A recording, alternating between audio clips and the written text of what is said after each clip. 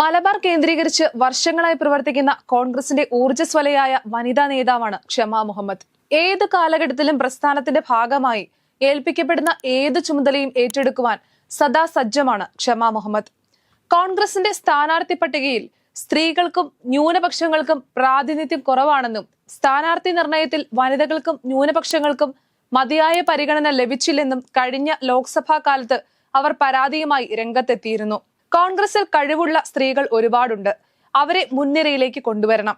സ്ത്രീകളെ ഒഴിവാക്കി മുന്നോട്ടു പോകാനാവില്ല. സ്ത്രീകൾ നിന്നു കഴിഞ്ഞാൽ അവരെ തോൽപ്പിക്കുകയും ചെയ്യരുത്. നല്ല മണ്ഡലങ്ങളിൽ തന്നെ സീറ്റ് നൽകണം. കഴിവുള്ള സ്ത്രീകളെയും പാർട്ടി മുന്നോട്ട് കൊണ്ടുവരണ്ടേ എന്നും ക്ഷമ നേതൃത്വത്തോട് ആരാഞ്ഞിരുന്നു. ഒരു ഗ്രൂപ്പിലും ഇല്ലാത്തത് കൊണ്ടാണോ തനിക്ക് സ്ഥാനാർത്ഥി ലിസ്റ്റിൽ ഇടം കിട്ടാത്തതെന്നും അവർ ചോദ്യം ഉന്നയിച്ചിരുന്നു. ദേശീയ തലത്തിൽ പാർട്ടിയുടെ മുഖമായ ക്ഷമയ്ക്ക് നേതാക്കളുമായി അടുത്ത ബന്ധമുണ്ട്. ജീവകാരുണ്യ പ്രവർത്തനങ്ങളിൽ സജീവമാണ് ക്ഷമ. AICC ജനറൽ സെക്രട്ടറി KC വേണുഗോപാലിന്റെ പിന്തുണയും ക്ഷമയ്ക്കുണ്ടെന്നാണ് വിവരം. ക്ഷമ അടുത്ത നിയമസഭാ തെരഞ്ഞെടുപ്പിൽ UDF സ്ഥാനാർത്ഥിയായേക്കുമെന്ന റിപ്പോർട്ടുകളും ഇപ്പോൾ പുറത്തുവരുന്നു. തെരഞ്ഞെടുപ്പിൽ യുവാക്കൾക്കും സ്ത്രീകൾക്കും കൂടുതൽ പരിഗണന നൽകുന്നതിന്റെ ഭാഗമായാണ് ക്ഷമ മുഹമ്മദിനെ സ്ഥാനാർത്ഥിയാക്കാനുള്ള സാധ്യത പാർട്ടി പരിശോധിക്കുന്നത്. ന്യൂനപക്ഷ വിഭാഗക്കാരി ആയതുകൊണ്ടുകൂടിയാണ് ക്ഷമ മുഹമ്മദിന് കൂടുതൽ സാധ്യത കൽപ്പിക്കുന്നത്. തളിപ്പറമ്പ് മണ്ഡലത്തിൽ അവരെ മത്സരിപ്പിക്കുന്നതിനാണ് നിലവിൽ നേതൃത്വം ആലോചിക്കുന്നത്. കണ്ണൂർ ജില്ലയിലും സാമൂഹ്യ രാഷ്ട്രീയ രംഗങ്ങളിൽ സജീവമായ ക്ഷമ മുഹമ്മദ് ഏവർക്കും സുപരിചിതയാണ്.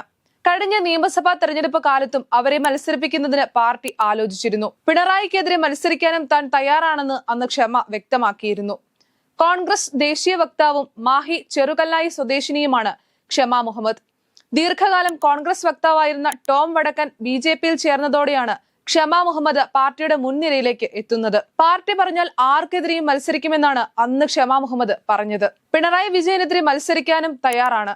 LDFന്റെ സീറ്റുകൾ പിടിച്ചെടുക്കുമെന്നും ക്ഷമ പറഞ്ഞു. പിണറായി വിജയനെതിരെ വനിതാ നേതാവിനെ മത്സരിപ്പിക്കാനാണ് കോൺഗ്രസ് ആലോചനയെന്ന് നേരത്തെ റിപ്പോർട്ടുകൾ ഉണ്ടായിരുന്നു.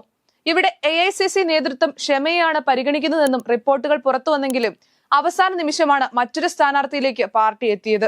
ആ സ്ഥാനാർത്ഥിയാകട്ടെ ഇപ്പോൾ കോൺഗ്രസ് വിട്ട് BJPയിലുമാണ്. അന്ന് ധർമ്മടത്ത് ക്ഷമയെ മത്സരിപ്പിച്ചിരുന്നെങ്കിൽ ജയമാണെങ്കിലും പരാജയമാണെങ്കിലും അവർ പാർട്ടിക്കൊപ്പം തന്നെ നിലകൊള്ളുമായിരുന്നു. പാർട്ടിക്കുള്ളിൽ പല ഘട്ടങ്ങളിലും കലഹം സൃഷ്ടിക്കാറുള്ള വ്യക്തി കൂടിയാണ് ക്ഷമ മുഹമ്മദ്. KPCC മാധ്യമ വിഭാഗത്തിന്റെ ചുമതലയും ദീപ്തി മേരി വർഗീസിനാണ്. ഇതിനായി ഒരു വാട്സ്ആപ്പ് ഗ്രൂപ്പ് ദീപ്തി രൂപീകരിച്ചിരുന്നു. പ്രധാന നേതാക്കളും കോൺഗ്രസുമായി ബന്ധമുള്ളവരുമാണ് ഈ ഗ്രൂപ്പിലുണ്ടായിരുന്നത്. ചാനൽ ചർച്ചകളിലെ നിലപാട്, സർക്കാരിനെതിരായി ഉന്നയിക്കേണ്ട വിമർശനങ്ങൾ, ആരൊക്കെ ഏതു ചാനലിൽ ചർച്ചയ്ക്ക് പങ്കെടുക്കണം തുടങ്ങിയ വിവരങ്ങളാണ് ഈ ഗ്രൂപ്പിൽ പങ്കുവച്ചിരുന്നത്. ദീപ്തിയെ കൂടാതെ KPCC ഓഫീസിലെ 2 ജീവനക്കാരുമായിരുന്നു ഈ ഗ്രൂപ്പിലെ മറ്റ് അഡ്മിന്മാർ. ഈ ഗ്രൂപ്പിൽ നിന്ന് ക്ഷമയെ പുറത്താക്കാനുള്ള സാഹചര്യം വരെ ഉണ്ടായിരുന്നു. ഗ്രൂപ്പിൽ നിന്ന് യാതൊരു കാരണവുമില്ലാതെ ഒഴിവാക്കുകയാണ് ഉണ്ടായതെന്ന് ക്ഷമ മുഹമ്മദ് പിന്നീട് പ്രതികരിച്ചു. ഇത് എന്തുകൊണ്ടാണെന്ന് അറിയില്ല. കേരളത്തിലെ കോൺഗ്രസ് നേതാക്കളുമായി ഒരു പ്രശ്നവുമില്ല. എന്നിട്ടും ഒതുക്കാനുള്ള ശ്രമം എന്തുകൊണ്ടാണെന്ന് ദീപ്തി തന്നെ വ്യക്തമാക്കണമെന്നും അന്ന് ക്ഷമ ആവശ്യപ്പെട്ടിരുന്നു. ചാനൽ ചർച്ചകളിൽ പങ്കെടുപ്പിക്കാത്തതിൽ ക്ഷമ എതിർപ്പ് ഉന്നയിച്ചിരുന്നു. കേരളത്തിൽ നിന്നും അകറ്റി നിർത്തുവാനുള്ള ശ്രമം എന്ന വിമർശനമാണ് ഉയർത്തിയത്. ഇതിന്റെ പ്രതികാര നടപടിയാണ് ദീപ്തിയുടെ ഭാഗത്തു നിന്നും ഉണ്ടായതെന്നും ആരോപണമുണ്ട്.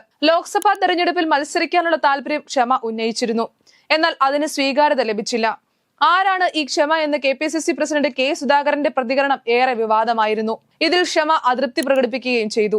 ഇതോടെയാണ് ക്ഷമയെ ഒതുക്കാനുള്ള നീക്കങ്ങൾ തുടങ്ങിയത്. തന്നെ ഒതുക്കുവാൻ അണിയറയിൽ സകല പണികളും നടക്കുമ്പോഴും തന്റെ തനത് ശൈലിയിൽ രാഷ്ട്രീയ പ്രവർത്തനവും സാമൂഹ്യ പ്രവർത്തനവും ഒക്കെയായി ക്ഷമ മുന്നോട്ട് തന്നെ കുതിക്കുകയാണ്.